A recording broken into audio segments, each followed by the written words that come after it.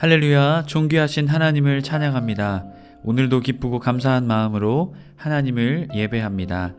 10월 24일 월요일 아침 예배를 하나님께 올려드리겠습니다. 기도하겠습니다. 은혜와 사랑의 하나님 감사합니다. 오늘도 주님의 은혜 없이는 살아갈 수 없는 우리들, 주님의 은혜를 사모하며 예배의 자리로 나왔습니다.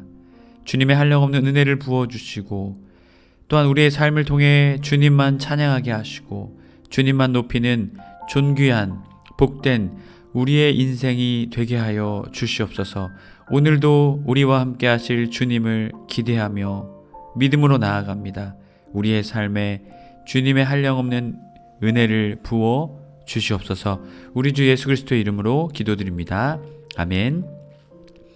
시편의 말씀으로 우리의 찬양으로 고백하겠습니다. 시편 84편 1절에서 2절까지의 말씀입니다. 함께 합독하여 읽습니다. 만군의 여호와여, 주의 장막이 어찌 그리 사랑스러운지요. 내 영혼이 여호와의 궁정을 사모하여 쇠약하며 내 마음과 육체가 살아계시는 하나님께 부르짖나이다. 아멘. 오늘 우리에게 주시는 하나님의 말씀은 사무엘하 21장 1절에서 14절까지의 말씀입니다. 매일 성경 167페이지에 있습니다. 함께 합독하여 읽습니다. 다윗의 시대에 해를 거듭하여 3년 기근이 있으므로 다윗이 여호와 앞에 간구하매 여호와께서 이르시되 이는 사울과 피를 흘린 그의 집으로 말미암음이니 그가 기브온 사람을 죽였음이니라 하시니라. 기브온 사람은 이스라엘 족속이 아니요 그들은 아모리 사람들 중에서 남은 자라. 이스라엘 족속들이 전에 그들에게 맹세하였거늘 사울이 이스라엘과 유다 족속을 위하여 열심히 있으므로 그들을 죽이고자 하였더라. 이에 왕이 기브온 사람을 불러 그들에게 물으니라. 다윗이 그들에게 묻되 내가 너희를 위하여 어떻게 하랴? 내가 어떻게 속죄하여야 너희가 여호와의 기업을 위하여 복을 빌겠느냐 하니 기브온 사람이 그에게 대답하되 사울과 그의 집과 우리 사이의 문제는 은금에 있지 아니하오며 이스라엘 가운데에서도 사람을 죽이는 문제도 우리에게 있지 아니하니이다 하니라. 왕이 이르되 너희가 말하는 대로 시행하리라. 그들이 왕께 아뢰되 우리를 학살하였고 또 우리를 멸하여 이스라엘 영토 내에 머물지 못하게 하려고 모해한 사람의 자손 7사람을 우리에게 내주소서. 여호와께서 택하신 사울의 고을 기브아에서 우리가 그들을 여호와 앞에서 목 매달아 달겠나이다 하니 왕이 이르되 내가 내주리라 하니라. 그러나 다윗과 사울의 아들 요나단 사이에 서로 여호와를 두고 맹세한 것이 있으므로 왕이 사울의 손자 요나단의 아들 무비보셋은 아끼고 왕이 이에 아야의 딸 리스바에게서 난 자 곧 사울의 두 아들 알모니와 무비보셋과 사울의 딸 메랍에게서 난 자 곧 무홀랏 사람 바르실레의 아들 아드리엘의 5 아들을 붙잡아 그들을 기브온 사람의 손에 넘기니 기브온 사람이 그들을 산 위에서 여호와 앞에 목매어 달매 그들 7사람이 동시에 죽으니 죽은 때는 곡식 빼는 첫날 곧 보리를 베기 시작하는 때더라. 아야의 딸 리스바가 굵은 배를 가져다가 자기를 위하여 바위 위에 펴고 곡식 베기 시작할 때부터 하늘에서 비가 시체에 쏟아지기까지 그 시체의 낮에는 공중의 새가 앉지 못하게 하고 밤에는 들짐승이 범하지 못하게 한지라. 이에 아야의 딸 사울의 첩 리스바가 행한 일이 다윗에게 알려지매 다윗이 가서 사울의 뼈와 그의 아들 요나단의 뼈를 길앗 야베스의 사람에게서 가져가니 이는 전에 블레셋 사람들이 사울을 길보아에서 죽여 블레셋 사람들이 벳산 거리에 매단 것을 그들이 가만히 가져온 것이라. 다윗이 그곳에서 사울의 뼈와 그의 아들 요나단의 뼈를 가지고 올라오매 사람들이 그 달려 죽은 자들의 뼈를 거두어다가 사울과 그의 아들 요나단의 뼈와 함께 베냐민 땅 셀라에서 그의 아버지 기스의 묘에 장사하되 모두 왕의 명령을 따라 행하니라. 그 후에야 하나님이 그 땅을 위한 기도를 들으시니라. 아멘.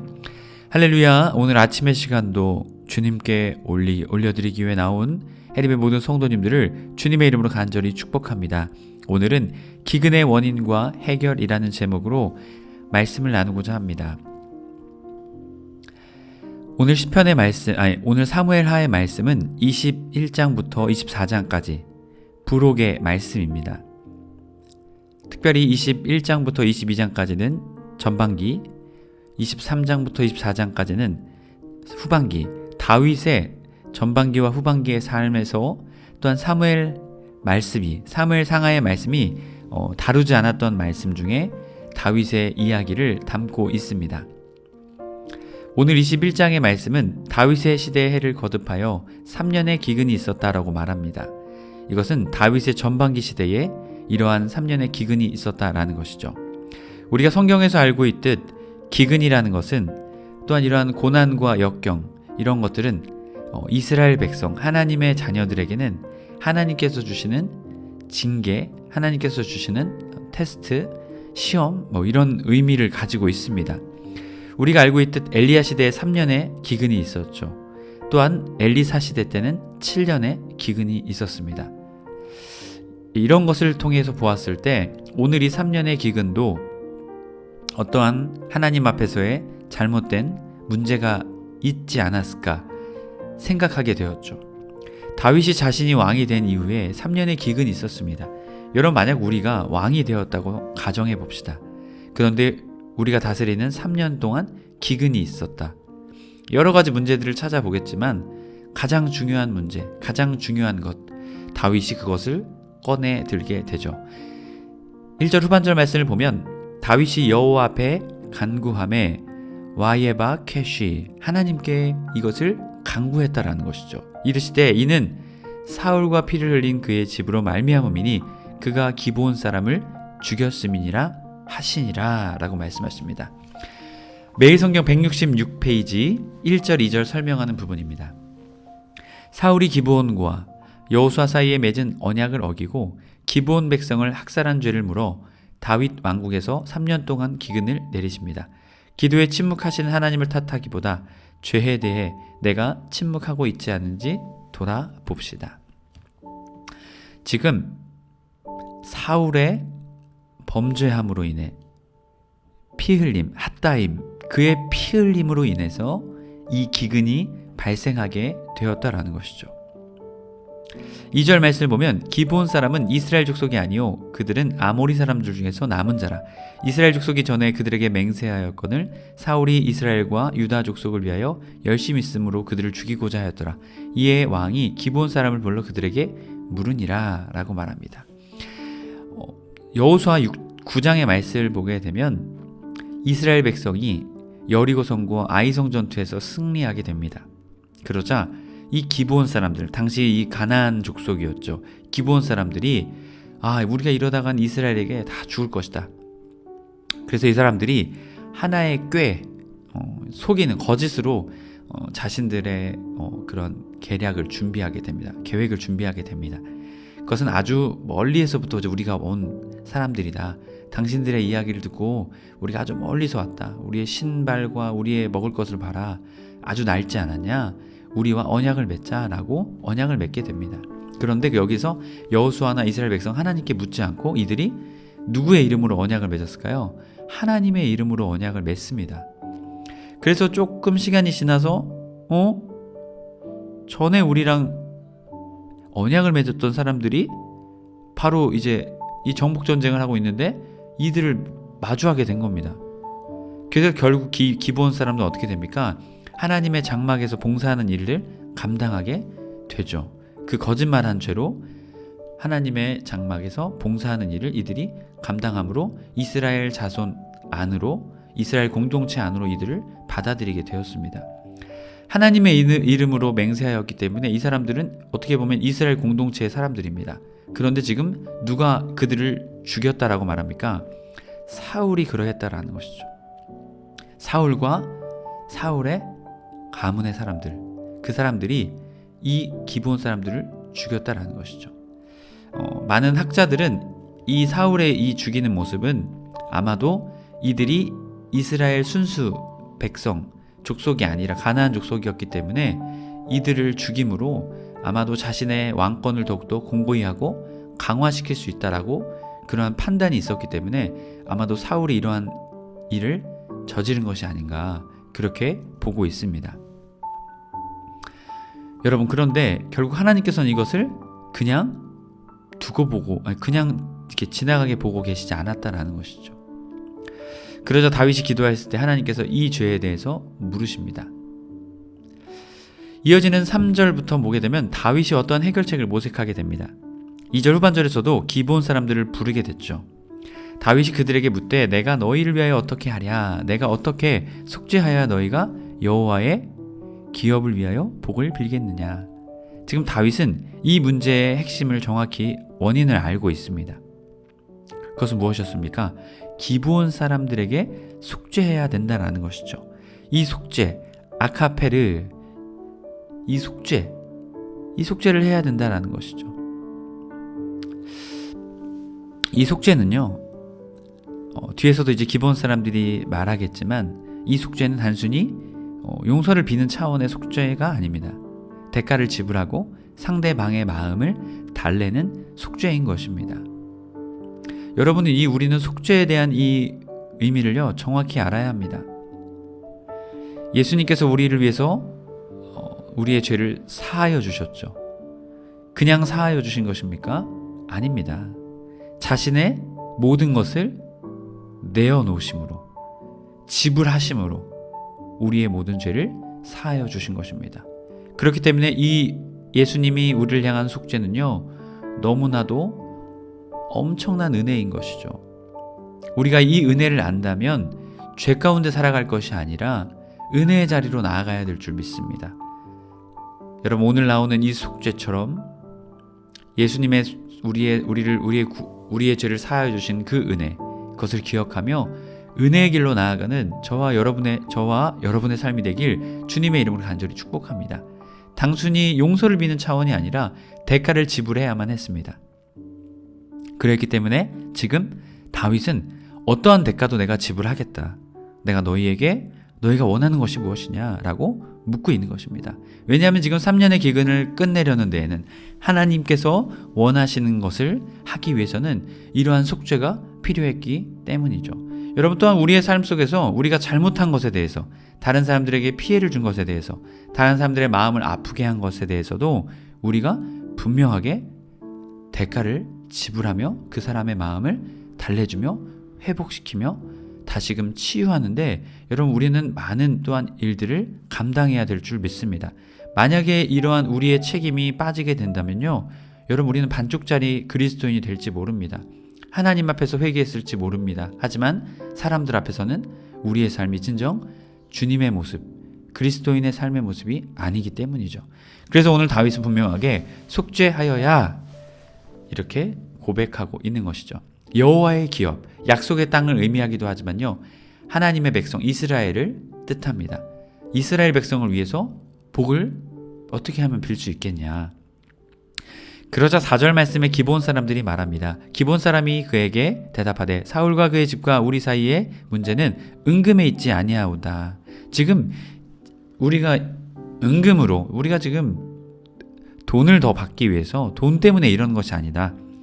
그러면서 말하죠. 이스라엘 가운데 사람을 죽이는 문제도 우리에게 있지 아니하니이다.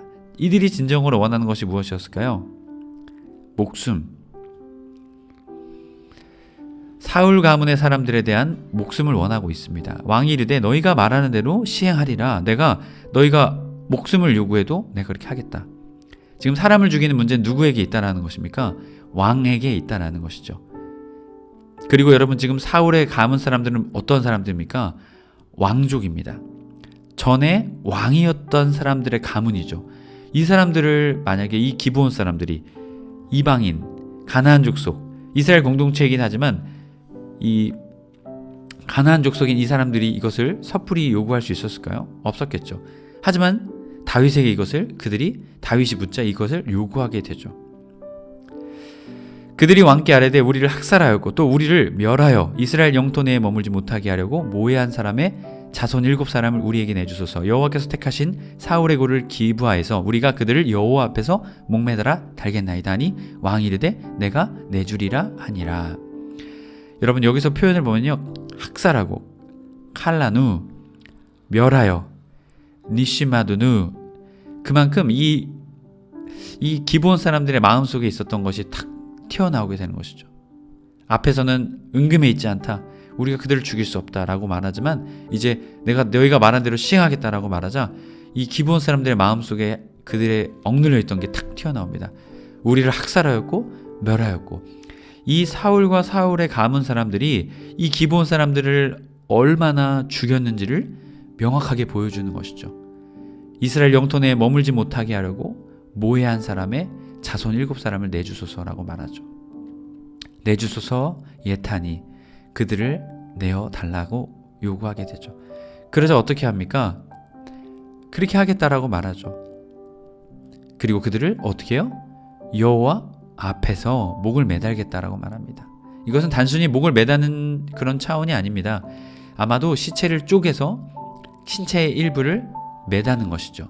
여러분 이것은 어떠한 것을 우리에게 보여줄까요? 구약의 언약의 관계의 모습을 보여주죠.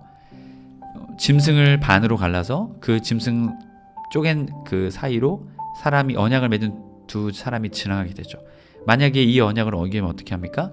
이 짐승처럼 그렇게 쪼갰을 당하게 될 것이다. 그만큼 언약을 잘 지켜야 된다는 것을 가지고 있죠. 결국 사울은 이 맺은 언약을, 하나님의 이름으로 맺었던 언약을 어떻게 했습니까? 가볍게 여겼습니다.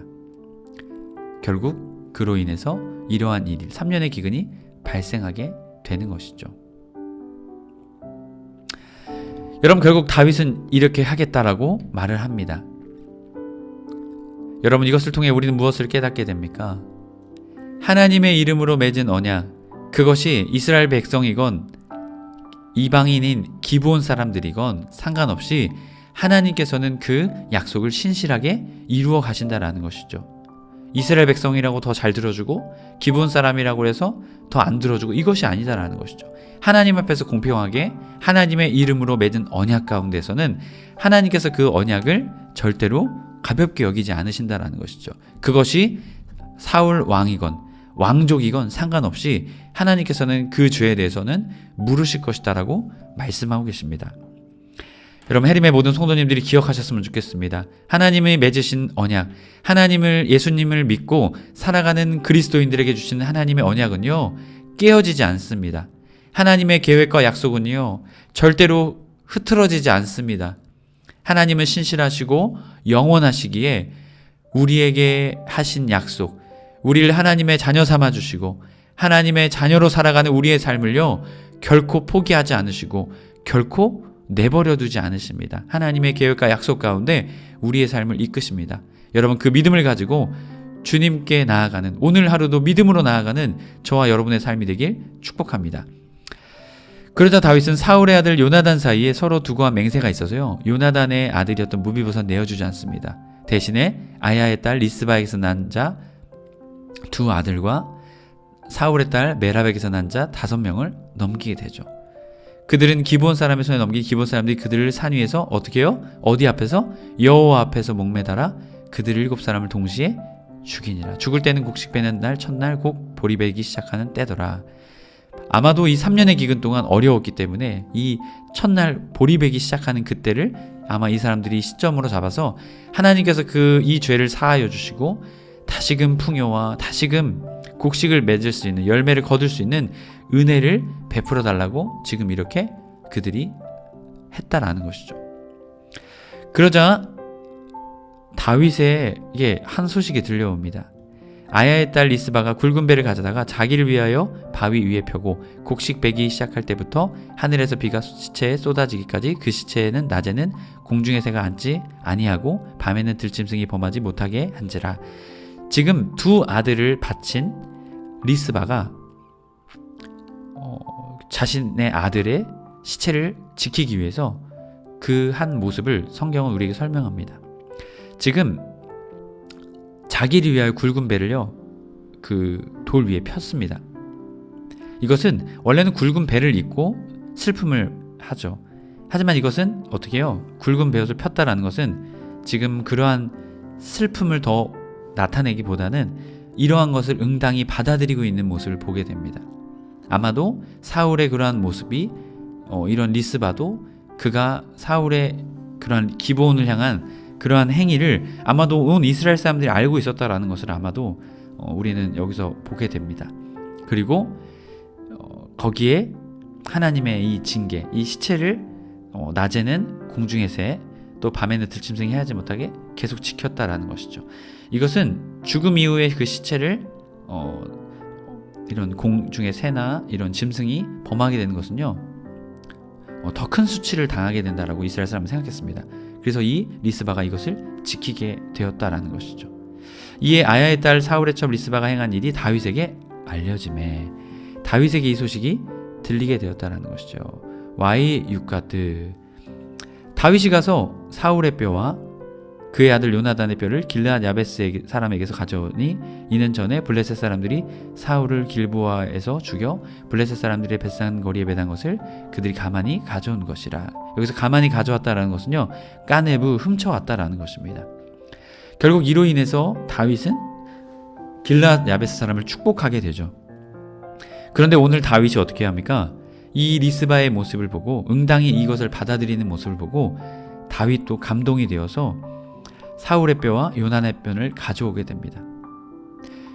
그리고 13절, 다윗이 그곳에서 사울의 뼈와 그 아들 요나단의 뼈를 가지고 올라오매 사람들이 그 달려 죽은 자들의 뼈를 거두어다가 7명의 그 사람들이죠. 그 사람들의 뼈를 가져다가 14절, 사울과 그의 아들 요나단의 뼈와 함께 베냐민 땅 셀라에서 그 아버지 기스의 묘에 장사하되 모두 왕의 명령에 따라 행하니 그 후에 하나님이 그 땅을 위한 기도를 들으시니라 라고 말합니다.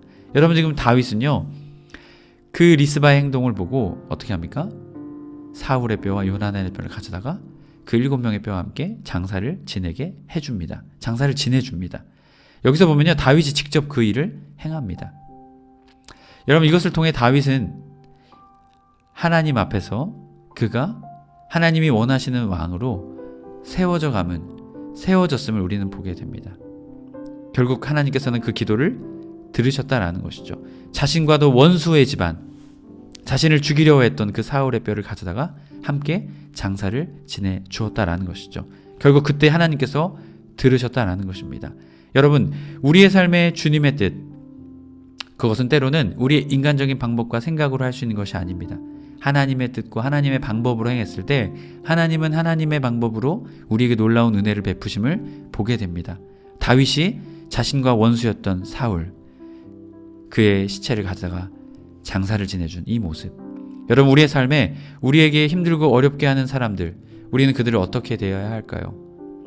용서하는 것 말처럼 쉽지 않습니다. 하지만 오늘 다윗처럼 우리에게 어렵고 힘들게 하는 그 자들을 용서하며 그들에게 선대를 베풀 수 있는 그러한 믿음의 사람이 우리가 되길 주님의 이름으로 간절히 축복합니다.